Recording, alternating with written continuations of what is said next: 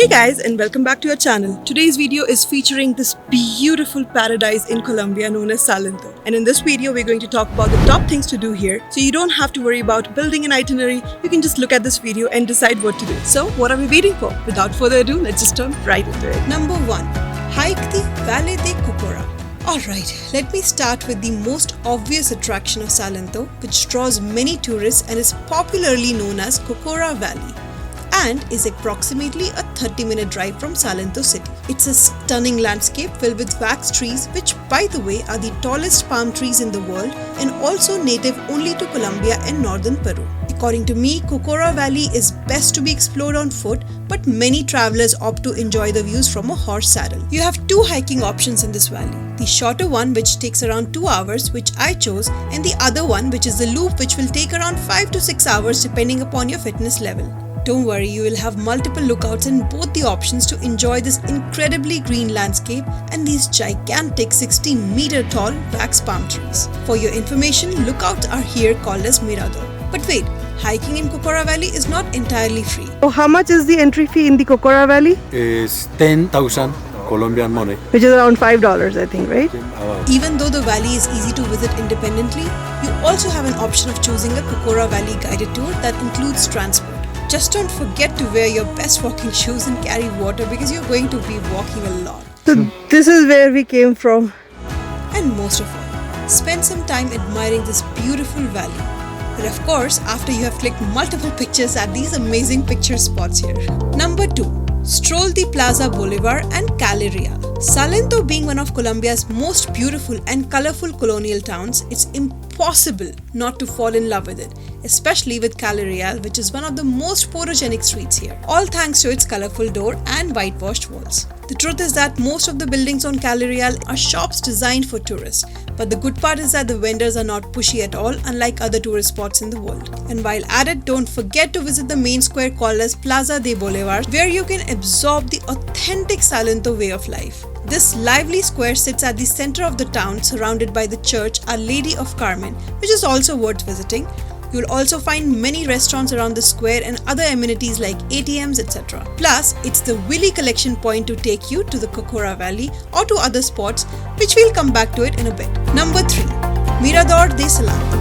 Now, if you remember, I told you lookouts here are called as Mirador. To get the most spectacular views of the town, follow signs for Mirador de Salento, but only once you reach the end of Calle.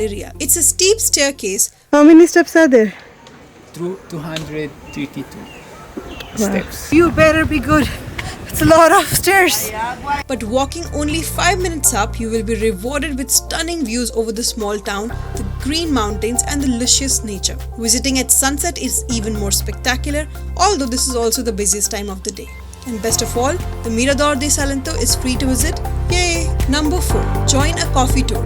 Salento and the surrounding nature is a designated UNESCO World Heritage Site, forming an essential part of Colombia's coffee cultural landscape. So where else would you visit a coffee farm than here, right? There are several farms near Salento offering different programs for coffee lovers, and I tried a local traditional coffee farm and also a widely advertised coffee farm, which is arguably known for hosting the best coffee tour in Salento. Let me start with the local farm first. This small family-owned business is known as Las Acacias. Las Acacias Coffee Farm describes themselves as an authentic coffee farm experience. Las Acacias coffee is only produced and sold on the farm, which means you cannot buy their beans anywhere else in the world except their farm, not even in the town of Salento. The farm has been maintained by the family since their origin. This tour cost 20,000 COP per person, which is around $5. Luckily, I was the only one for the tour that day, so I got all the attention I needed and could ask as many questions as I wanted. Welcome to Las Acacias. This is a family farm and there's 5 people living here. They are from the same family and they are the owners. They have this farm like 37 years ago. They have a tradition with coffee for more than 70 years now. Nice. This is a really small farm. There's like 4.6 hectares, but only 1.5 of coffee. So the production is not going to be enough for us to sell it outside of the country. Our coffee here is going to be sold only here. So it's our own brand and it's easier for them to get rid of everything that sell it outside of the country. That exportation is going to be really expensive. So they're going to invest more than the actual money they're going to get.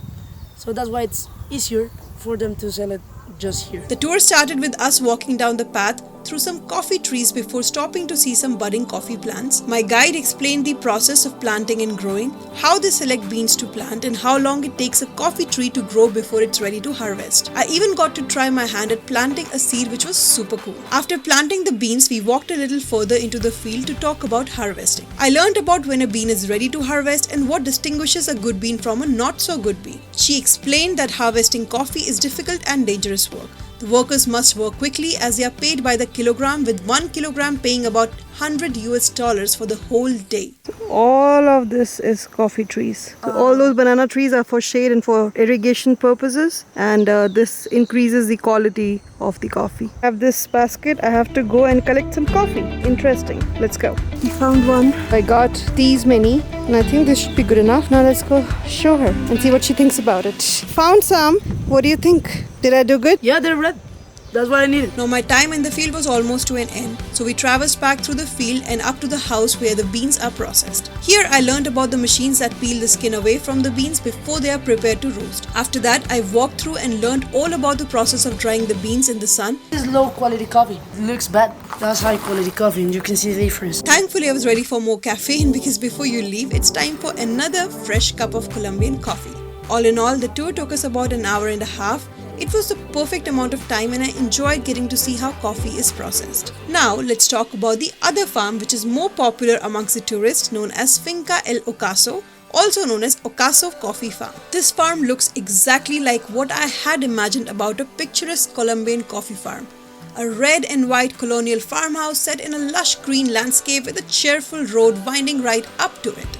This farm offers multiple experiences and the tours are offered in both English and Spanish for a fee of around $6, which of course includes a cup of fresh coffee. But don't forget, this place is more commercial and also has a coffee shop with a beautiful view. Now let's talk about the tour. The first thing we did in this tour is put on a super fashionable coffee picker basket, which is basically a wicker fanny pack to deposit the coffee fruits of your labor. After a quick uphill jaunt, our tour guide explained the whole process of growing coffee and also shared that the peak seasons for Colombia coffee farms are March to June and October to December. So if you're interested in coffee tours in Salento, that would be the best time to do one. After this fun activity, he walked us through the process of removing the bean, washing the pulp off, drying, quality control and shipment of the green unroasted beans. I also learned that Colombia coffee is naturally sweeter than most of coffee due to the soil, climate and nearby plants. We finished our Colombian coffee farm tour with a cup of delicious first-class Colombian coffee, roasted and ground right in front of us.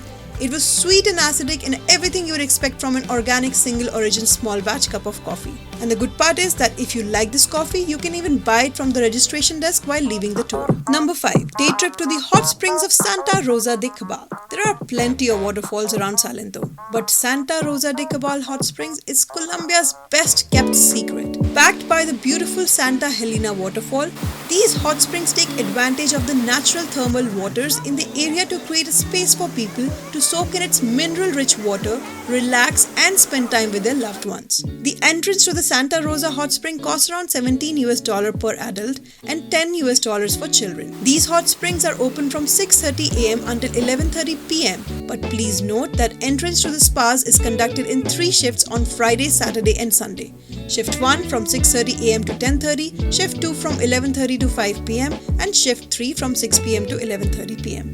If you plan to visit on a weekend, you will need to decide on the time and then book your tickets online in advance. Since it's a hot spring, don't forget a swimsuit and change of clothes. You'll also need to bring your own towel as they are not provided. If you do forget a towel, you can buy a basic one from the main reception desk, which according to me is a waste of money. So make sure you carry one. I would also recommend wearing flip-flops or sandals so that you can easily hop from one pool to another. And yes, there are 4 hot pools here with different water temperatures. You can also walk around, get closer to the waterfalls and cross the river to explore the natural space on the other side, and trust me, this experience is a pure bliss. But wait, you can't leave the area without having a meal at this local restaurant named La Postrera. Their chorizos are to die for. Number 6. Eat trout. If you have seen my other videos of Salento, you must be knowing that I am obsessed with trouts now. So my next recommendation is to eat this specialty dish in town. You will find fresh trout or trucha on nearly every menu of every other restaurant in Salento. And you can get it served in different styles, fried, grilled or baked with almost any topping you can dream up. Plates are typically served with giant patacones, which which is a thin smashed and fried plantains and a little salad on the side. Number 7. Check out Salento's coffee shops. Since you are in a coffee triangle, your trip is incomplete without trying a strong cup of Colombian coffee in Salento's cute cafes. Even though Jesus Martin takes the number 1 spot for most popular coffee shops in the town, there are some other cute cafes too which you should surely visit. Number 8. Satisfy your adrenaline rush. The region around Salento is not only famous for coffee and wax palms, but also for the landscape that invites travelers to be active and adventurous. There are many adventures to choose from like biking, paragliding, but I decided to fly over Salento's 50-meter high valley on a zipline that spans 200 meters, and you get to do it twice, going and coming back. To be honest, it's not really crazy adventurous, but just for around $5 you will get an experience that will rekindle your flame that would have been slightly tuned down by this chilled out town. Number 9. Take a ride in a Willy. This was definitely one of my favorites. The whole traffic here in Salento is run by these little jeeps known as Willys. You can easily find them everywhere, especially in the main square. Where they are parked, you will find a little hut selling tickets. The official timetable says that a jeep goes every hour, but in reality, once they fill the jeep with 10 people, they leave. So there will be a jeep leaving every 10 minutes. Prices are around 4,000 COP, which is around $1.40 one way, one person. But since it's so inexpensive, I decided to book the whole Willy to myself for just around $15 and rode it to visit one of the coffee farms. It was an amazing experience, and I did it the right way by standing up on the footboard outside the jeep. But if that's too risky for you, you can also sit inside. Number 10. Stay at a location with a coffee triangle view. In Salento town, you won't find fancy 5-star hotels. And even though you have many options for hostels or guest houses in Salento, I would highly recommend staying at one of the properties I'm about to recommend. My first accommodation recommendation is Montana Glamping. This place offers mesmerizing surroundings where you can submerge yourself in nature. I have a whole video on this place where I have given all the details, so if you're interested, you can click on the link above or in the description below. My other accommodation recommendation is Kava Mountain Retreat, which is another gorgeous property right in the middle of the coffee triangle. I will be posting a video with the differences in the 2 accommodations so it can help you decide your best pick. Well, this was it for this video, guys. I hope you loved Salento as much as I did. I'm definitely coming back next time with Deepak. Hope this video was helpful for you, and if it was, please don't leave without leaving a thumbs up for me. This helps in the algorithm, as you guys know. And of course, I will see you in the next one, and you take care until then. Bye.